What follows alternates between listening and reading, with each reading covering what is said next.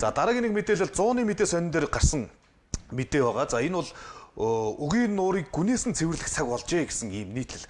За 100-ны мэдээ сонин бол ээлжид эрен сурвалжлагаа өгийн нуурыг гүнээс нь цэвэрлэх цаг болжээ гэсэн ийм асуудлыг хөндсөн.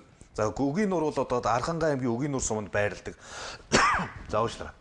Улаанбаатар хотоос бол нэлээд ойрхондоо ордог. За загасчлалын одоо бас нэлийн томоохон бааз гэж хэлж болно. 300 орчим км. Тэгээ хөвсгөл энэ төр чинь болохоор загас урихыг хоригддаг шүү дээ. Тэгэхээр үгийн нууран дээр бол загас урихыг зөвшөөрдөг. Түүнийг дагаад одоо Улаанбаатараас хамгийн ойрхон байгаа нэлийн томоохон нуурандаа ордог. Гэтэл эргэн тойрных нь нөгөө нэг догчлолт, аюулгүй байдал, эсвэл нөгөө цэвэр байдлаа хадгалах гэдэг ч юм уу. Харин цэвэр шиг тий. Маш их хохирол учирцсан байгаа юм л да. Нуурын эргэн тойронд оршин суугчдын хэлж байгаагаар бол тус нуурыг түүхэнд ганц ч удаа цэвэрлж байгаагүй байд. За хүртээмжтэй боловсон бие засах газар байхгүй улмаас ил задгаа бие засдаг. Хог бохирлоо замбраагүй хаяж байгаль дэлхийдээ ээлгүй хандах нь илбэг гэдэг. За нуурын эргэн тойроноос жилдээ 250-аас 300 тонн хог гардгаа гэж. 19-оос 2020 оны улсын төсөвд бол өгийн нуурын бохирлоос ширгэлтээс хамгаалах урс цэцэг сайжруулах төсөлд 4 тэрбум төгрөг зарцуулсан. За гэвч төслийн хүрээнд барьсан бие засах газар дүүс бүхий байр нь ашиглалтанд орохоос өмнө дээвэр нь хуулраад хаалга үүд нь эвдэрч гисэн нөхцөл байдалтай байж байгаа.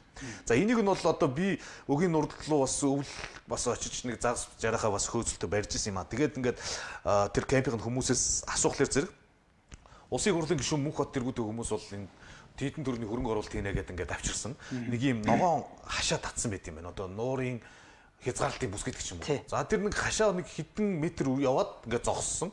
За нэг барилга барьсан тэр нь ерөөсөө хин ашиглаж хин хариуцаж авч одоо нэг ашиглалтын зардал гэдэг ч юм уу тий. Цонхон бүрэн бүтэн байх уу гэдэг хин хариуцах уу гэдэг нь тодорхойгүйгээр ингээд хайчихсан.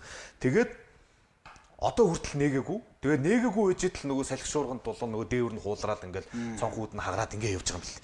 Тэгээд энэ асуудлыг чинь одоо нэг тодорхой хэмжээнд шийдээч. Монгол улс чинь одоо аялагчд очдог, Монгол улсын иргэд зорчдог тэр газар болгон чинь нийтийн хогийн цэг, хогийн сав болоод дуусч яана гэдэг ийм зүйлийг л хэлж байгаа. Хамгийн гол нь өгийн нуурнаас чинь одоо барьсан загас жарахыг одоо бос хүмүүс идэж уудаг л байлгүй. Тэгсэн чинь одоо гизний нөгөө савханцар энэ төр илэрж байна гэд ингээд уснаас нь авсан дээжнээс нь гаргаж ирэхэд л иймэрхүү хор хохирлуудаас уучирч байна. За эргэн тойронд нь үгийн нураас одоо ундаалдаг мал аж ахуй бас байж байгаа шүү дээ. Тий, үгийн нур сум гэж байгаа шүү дээ. Тий, үгийн нур сум байгаа. Дээрээс нь нөгөө нэг өвлийн аялал жуулчлалаас манай хөгжөөгөө бас нэг илэрхийлэл энэ л дээ. Өвөл юусаа хайчдаг аахгүй. Өвөл хаянгууд дараагаар нь 100-ны 3 сарал нэг бужигнчдаг. Тэгэл дараагаар нь мартагддаг. Ингэж явсаар байтал нөгөө нэг яг цогцоор нь яг саяны таны хэлдэг нөгөө кемпинг зарчмаар хөгжих нөхцөл байдал ингэ таалагдчихад. Одоо тэр Монгол улсад нөгөө дэлхийн авраг шалгаруулах загасчлалын тэмцээн болсон л доо. Тэгээд нөгөө байршуулах газар болохгүй хар оронд нөгөө загасчтай дэлхийн зөв болон мөрөөс загас шидэрч байгаа шүү дээ. Тэднийг хар оронд буулгаад өгийн нур руу авчираад тэгээд нөгөө загасчт нь за юу болсон гэхлээр хол буулгалаа нэгдүгээрт, хоёрдугаарт энэ газарт чи бие засахад маш их төвхтэй байлаа л гэдэг юм зүйл хэлж байгаа. Тэгээ ийм хүмүүс чинь эргээд дараагийн удаа Монголд одоо загасчлалын тэмцээн зохион байгуулахад ирэх үү эсвэл дэлхийн янз бүрийн холбооноос зохион байгуулж байгаа тэмцээн болох уугүй юу гэдэг.